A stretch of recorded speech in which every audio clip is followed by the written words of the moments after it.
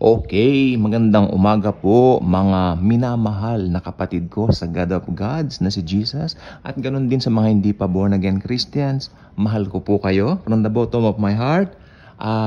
Gusto ko pong sabihin ng good news. Pag sinabi po ba nating good news, may kahalong bad? Wala. Wala. Sapagkat pag sinabi ng Bible na good news, it really means good news. At ano po ang good news? Jesus came to die in our place. Tayo dapat yung ipapako sa krus. Deserve nating mamatay sa krus, putungan ng koronang tinik, magbuhat ng napakabigat na cross. Pero sabi ni Jesus sa kanyang God the Father, ako na lang po, mahal na Ama. Ako na lang po, Father, ang mamamatay para sa kanila. Diba? So, ang good news ay si Jesus namatay para sa atin, para bayaran ng mga kasalanan natin, and after 3 days, muling nagbangon para patunayan na bayad na ang kasalanan nating lahat. Alam po ninyo, dito po sa Bible, mahalaga po yung mga tinatawag nating mga singular at mga plural sa mga wordings. Okay, like for example, tanda po ninyo, si Pedro, sabi ni Jesus sa kanya, Pedro, pwede ko bang hiramin yung iyong boat? Okay, pinahiram naman ng Peter, pinahiram naman ni Pedro kay Jesus yung boat niya. Sabi ni Jesus sa kanya, pakiurong naman banda roon yung boat kasi ako ay mangangaral, sabi niya. Isipin po ninyo, bakit ipinaurong ni Jesus yung boat doon sa dagat? Iurong mo ng konti, sabi niya. Alam niyo po ba kung bakit? Sapagkat yung waves nung dagat, hindi pa kasi high-tech noon eh. Yung waves nung dagat, idadala niya yung echo ng Panginoon doon sa napakaraming tao. Si Jesus po ang creator ng buong mundo, kaya alam niya yung mangyayaring ganon. Di ba? Napakaganda. But right after that, ano po ang nangyari? Sabi ni Jesus kay Pedro, ito pakinggan niyo po dito sa Ingles. Sabi po ni Jesus, cast down your nets. Cast down your nets para makakahuli ka ng isda. Sabi ni Pedro, ay Panginoon, magdamag po kami ng isda, ng huli. Wala po kaming nahuli. Tapos sabi ni Jesus, just do it. Okay. Sabi ni Pedro, makinig mo mabuti. Yes, Lord, dahil sinabi po ninyo, I will cast down my net. Oh, ang sabi ni Pedro, net lang. Pero sabi ni Jesus, cast down your nets. Mahalaga po yung plural at singular. Ito po ang revelation dito. Sabi ni Jesus, cast down your nets para mas maraming huli.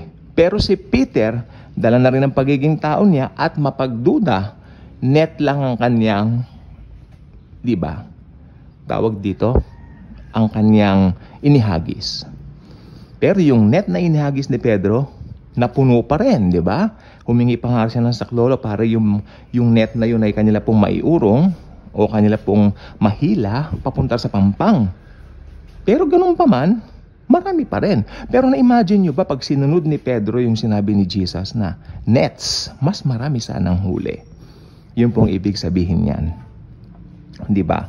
If we are conscious to the voice of Jesus every day, makikita po natin yan. Alam po ninyo, hindi lahat ng Bible nakuha po yan. Meron pong isang salin ng Bible na nakuha po yan. Kung hindi ako nagkakamali, ito po yung King James. Kasi yung ibang salin ng Bible, ginawa nilang parehong nets. Sabi ni Pedro daw, I will cast down my nets. Pero sa original Greek, net lang ang sinabi ni Pedro. Diba? Okay. But mahalaga po ang singular at saka plural. Sapagkat yung good news na sinasabi ko, nakasalalay po ngayon dito.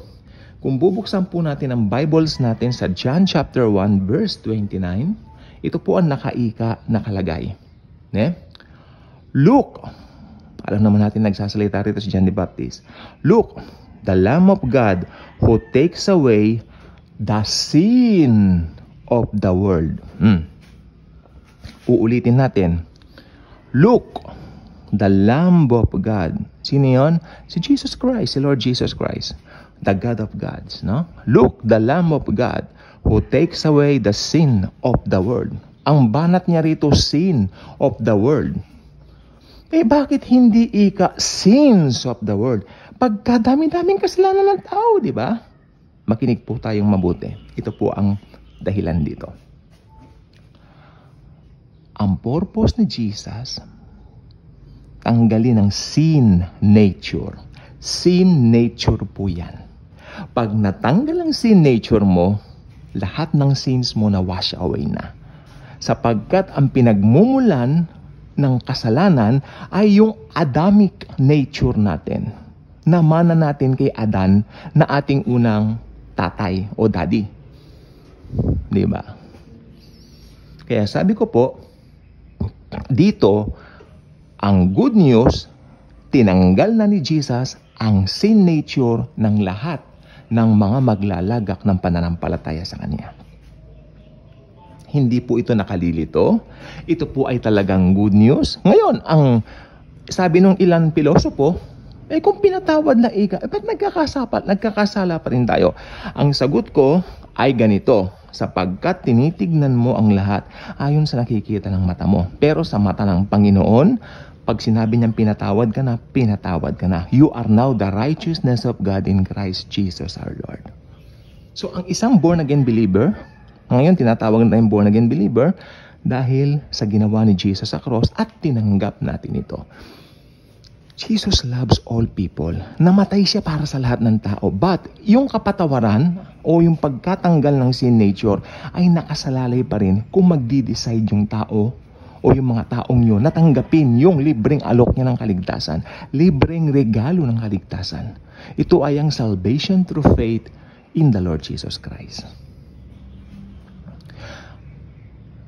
Yung mga nagmamatigas ang puso, alam po ba ninyo? Sometimes, marami tayong nakikita. Matigas ang puso niya, ganun-ganun. Pero ang ending, naboborn again din, nakakakilala rin. So, ibig sabihin, may timing si Jesus sa kanila. So, wag tayong manawa to share them the good news dahil ako naniniwala po ko, may inilaan si Jesus na time for them na makikilala din nila ang Panginoong Jesucristo. No rushing, just relaxing. Di ba? At ang tunay na born-again Christian, meron siyang pusong binago, palabasan ng Biblia, at hindi yan mapakali. Alam niyo kung bakit? Hindi yan mapakali na hindi gumawa ng YouTube channel para ipahayag si Jesus. Alam po ba ninyo, napakadali na lang po ngayong gumawa ng YouTube channel para ipahayag si Jesus. Sapagkat ang YouTube po ay the easiest platform for each and every believer na ipahayag ang Panginoong Jesucristo. Nag-umpisa po ako dito not knowing what will happen. Right now, nagugulat ako. Wow, marami nagre-respond and I'm so thankful. I'm not after about those views, but of course, Lord, kako, I hope many people will view all of these videos because these videos represents you. Diba? Ngayon, kumikita po rito, ito naman po ay bonus na lang. Pero ginawa po ito, actually marami na po nagsabi sa akin, mag-vlog ka tungkol kay Jesus. Matagal na po sinasabi, and I decided it last year to start this. So, nagugulat po ako ngayon, marami nakakapakinig ng gospel. Real, yung totoong good news ni Jesus. Di ba? So, ganyan po yan.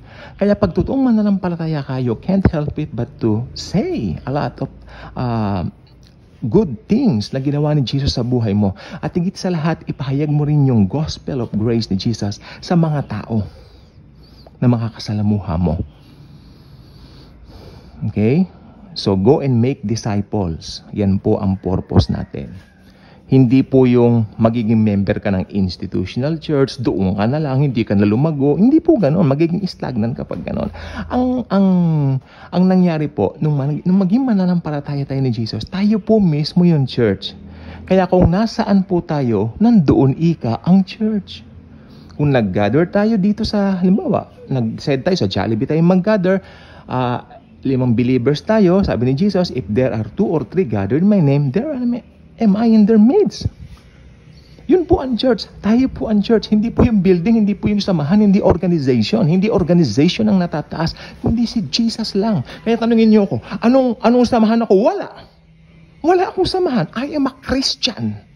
I am a born-again Christian because of the blood of the Lamb, the Lord Jesus Christ.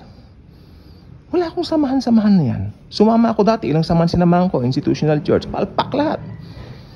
Diba? Maraming natisod-tisod. Pati yung mga dinala kong kaluluwa doon, nangatisod-tisod dahil sa ginawa ng pastor na nandun eh. Nangatisod-tisod doon sa pastor. Pero, pag alam mo yung totoong Christianity, na it's between only you and Jesus, tapos nagpapahayag ka, tapos nakikita mo yung mga kapatid mo sa Panginoon, nagpupulong kayo kahit saan, masaya yan. Yan ang Christianity eh. Di ba? It's so simple. Now that you're a Christian, you can't contain it. Na hindi mo ipahayag ang tungkol kay Jesus. Naligtas tayo. Wala tayong ginawa. Okay? The only thing na ginawa natin, nag-trust tayo dun sa finish work niya. Makinig pong mabuti sa akin. Anong ibig sabihin ng finish work? Tapos na gawa. Wala ka nang gagawin. Manampalataya ka lang. Diba? Ngayon, yung mga ibang pastor na to, maraming requirement na pinapasa dun sa mga kanilang mga members. Kawawa naman yung mga members kung anong pinapagawa. Unbiblical na extra biblical pa. Diba? Kaya, yung kalayaan na sinasabi ni Pablo sa Galatia 5:1, nawawala na. Maraming bawal, maraming kesyo-kesyo, hindi po ganyan. Yung pagiging make disciples, make disciples, magawa kayong disciples. No. Sa kanila, mag-make disciples ka para dadami ang member ng institutional churches nila. Ang totoo po niyan, tayo mga born-again Christians, nagdi-disciples tayo para dumiretso kay Jesus. Ganun po yan eh. May lakad pa po kasi ako ngayon, so hanggang dito na lang po muna tayo. I think nakita ko na po yung point na gusto kong sabihin po sa inyo. Pag good news ay good news. Walang halong bad news. Kaya kung hindi pa kayo subscriber sa channel na ito, I invite you to do so. Click the notification bell, share this video, share the wonderful love of the Savior, the Lord Jesus Christ. Thank you, And Jesus truly loves us all.